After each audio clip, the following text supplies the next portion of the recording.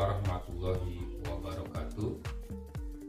Bapak Ibu yang berbahagia, pada kesempatan kali ini izinkan saya akan melakukan coaching untuk supervisi akademik.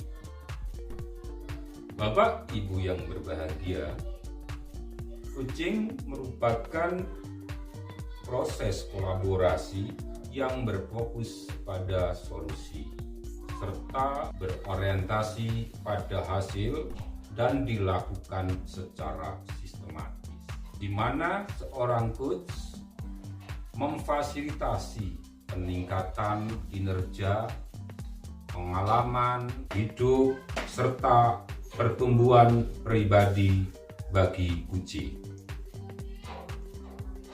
Sedangkan supervisi akademik merupakan serangkaian aktivitas yang bertujuan memberikan dampak secara langsung bagi seorang guru dalam proses peningkatan pembelajaran di kelasnya. Bapak Ibu yang berbahagia, adapun langkah-langkah dari supervisi akademik, ada 3 hal yang perlu Bapak Ibu perhatikan. Yang pertama adalah pra-observasi, di mana dalam kegiatan pra-observasi merupakan percakapan yang membangun hubungan kemitraan antara supervisor dengan guru dalam mengembangkan kompetensi diri untuk meningkatkan pelayanan pendidikan dan pembelajaran di kelas. Sedangkan observasi merupakan aktivitas kunjungan supervisor di dalam kelas untuk memantau atau mengobservasi guru dalam pembelajaran. Kegiatan yang ketiga merupakan kegiatan pasca observasi. Pada kegiatan pasca observasi ini yang dilakukan adalah percakapan antara supervisor dan guru terkait dari hasil observasi di kelas, baik berupa data maupun analisis, umpan balik, dan rencana pengembangan kompetensi diri seorang guru untuk pembelajaran ke depan dalam peningkatan kualitas pembelajaran yang akan datang. Bapak Ibu yang berbahagia, marilah kita ikuti percakapan pra-observasi yang pada kesempatan siang hari ini saya akan melakukan atau akan coaching melalui percakapan pra-observasi bersama beliau Bapak Slamet Santosa SPD selaku guru kelas 4 di SD Negeri Kikir Merana. Selamat siang Bapak. Selamat siang Pak. Bagaimana Bapak pada hari ini, apakah sehat-sehat saja? Alhamdulillah sehat-sehat saja. Hari ini Bapak ada waktu terkait dengan pelaksanaan pembelajaran besok. Sudah dipersiapkan apa saja Bapak? Oh iya, persiapan yang akan saya lakukan untuk pembelajaran besok, saya sudah membuat modul ajar. Modul ajar. Modul ajar yang Bapak akan gunakan mata pelajaran apa ini Pak? Mata pelajaran matematika dengan materi pokok konsep luas dan keliling bangun data. Konsep luas dan keliling bangun data. Tujuan pembelajaran yang ingin Bapak sampaikan pada anak-anak besok bagaimana Pak? Tujuan pembelajaran yang ingin dicapai dalam pembelajaran besok, yang pertama mengidentifikasi ciri-ciri berbagai bentuk bangun datar serta gabungannya melalui pengamatan dengan teliti dan tepat, dan menentukan keliling dan luas bangun datar dengan teliti dan tepat. Ya, sudah rinci sekali Bapak. Adapun area pengembangan yang hendak dicapai dalam kegiatan pembelajaran apa Bapak? Untuk pengembangan dalam pembelajaran ini saya menyiapkan supaya anak bisa mengidentifikasi ciri-ciri bentuk bangun datar serta gabungannya, menyelesaikan masalah berkaitan dengan keliling berbagai bangun datar seperti segitiga, segi empat, dan segi banyak, dan menyelesaikan permasalahan berkaitan dengan luas dan keliling berbagai bentuk bangun datar. Ya.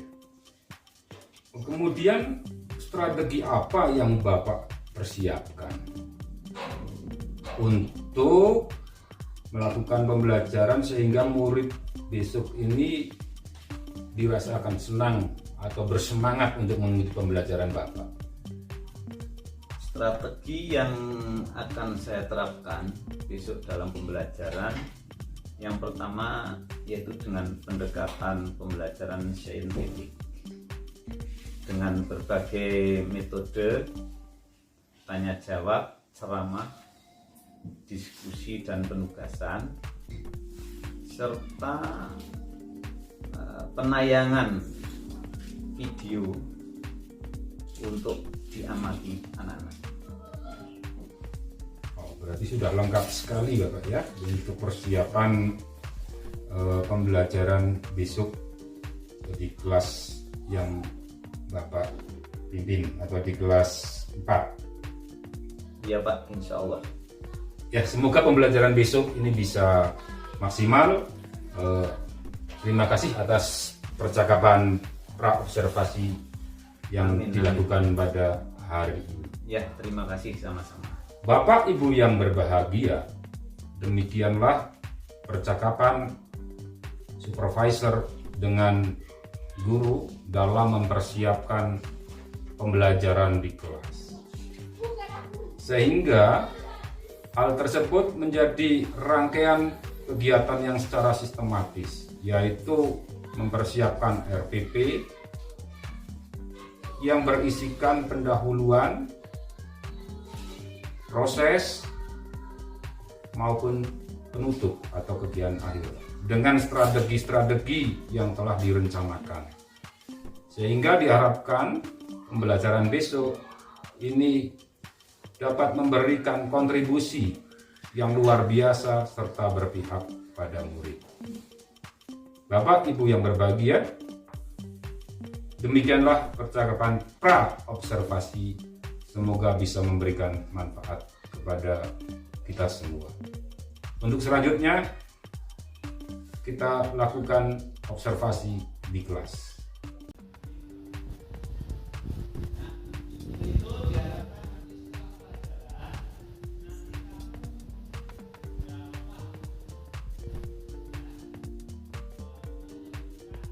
Assalamualaikum warahmatullahi wabarakatuh.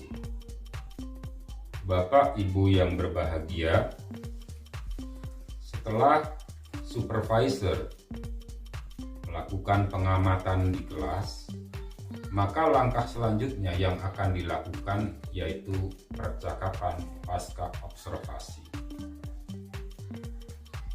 Dari hasil analisis maupun pengumpulan data-data melalui observasi, kita gali agar menghasilkan kualitas pendidikan, kualitas pembelajaran yang lebih maksimal lagi pada pertemuan selanjutnya.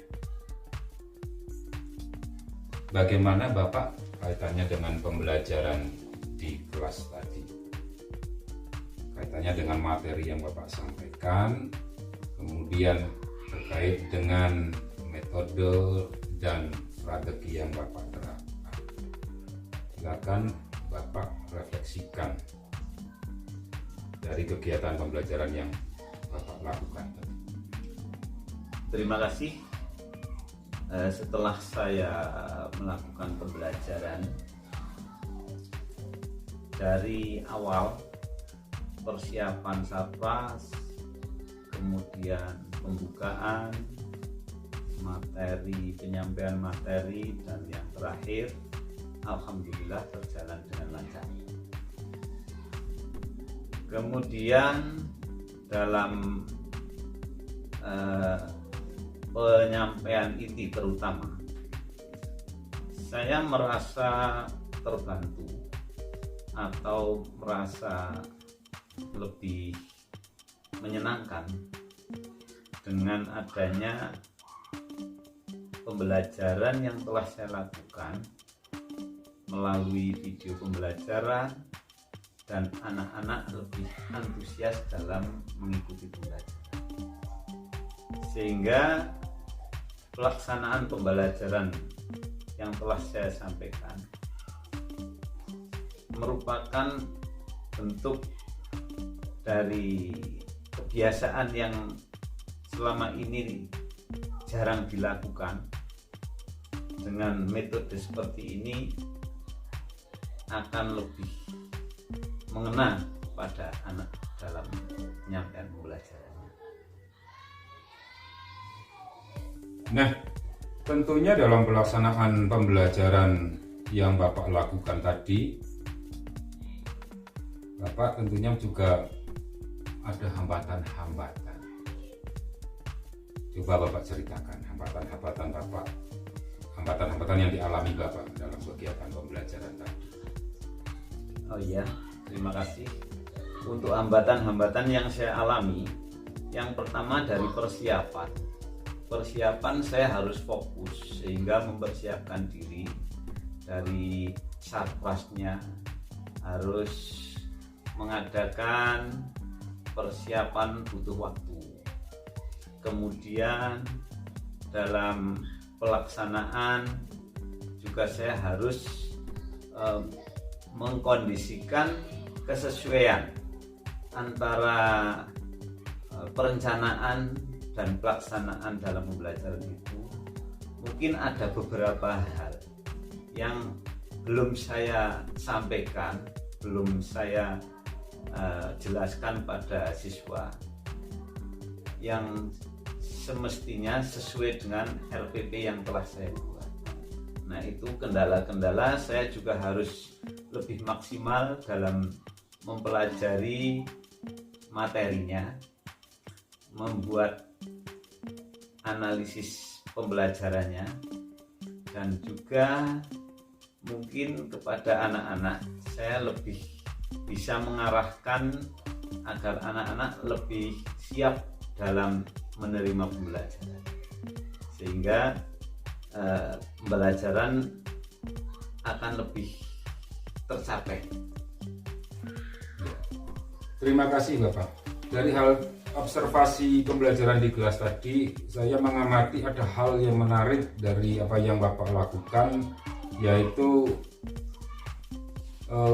anak presentasi di depan kelas secara berkelompok. Nah, itu merupakan satu hal yang perlu dikembangkan. Nah, dari Bapak sendiri, dari pembelajaran tadi, apa yang menurut Bapak merupakan kelebihan yang bisa menunjang sehingga pembelajaran tadi bisa terlaksana dengan baik, Pak? Kelebihannya yaitu harus mempersiapkan diri. Saya lebih banyak belajar dan akan menyampaikan materi-materi itu juga harus menguasai sepenuhnya, sehingga anak-anak dalam penerimaan pembelajarannya akan lebih mudah. Nah, kemudian dari kelebihan, dari hambatan, tentunya diharapkan ke depannya pembelajaran di kelas Bapak akan menjadi lebih baik. Nah, selanjutnya apa rencana Bapak atau rencana tidak lanjut Bapak untuk memperbaiki pembelajaran sehingga ke depannya pelajaran itu bisa berpihak pada murid dengan berbagai strategi yang Bapak terapkan? Terima kasih. Untuk rencana tindak lanjut yang akan datang, saya mestinya akan lebih mempersiapkan lebih awal dari persiapan, dari pelaksanaan, maupun dari penyampaian inti pembelajaran dan evaluasinya. Karena pembelajaran yang telah berlangsung mungkin masih banyak kekurangan, sehingga dari hasil evaluasi yang disampaikan, kekurangan atau kelemahan yang belum saya lakukan ini menjadi bahan untuk bisa dilaksanakan di pembelajaran yang akan datang. Ya, terima kasih Bapak. Apakah ada hal yang lain yang ingin disampaikan Bapak? Saya kira nanti dalam pembelajaran yang akan datang saya juga butuh masukan, kritik dan saran dari Bapak untuk kebaikan yang lebih baik lagi. Oke, terima kasih atas waktunya. Mudah-mudahan kedepannya pembelajaran yang Bapak lakukan lebih berpihak pada murid, lebih menyenangkan, lebih bersemangat, dan tentunya kualitas pembelajaran juga akan lebih meningkat.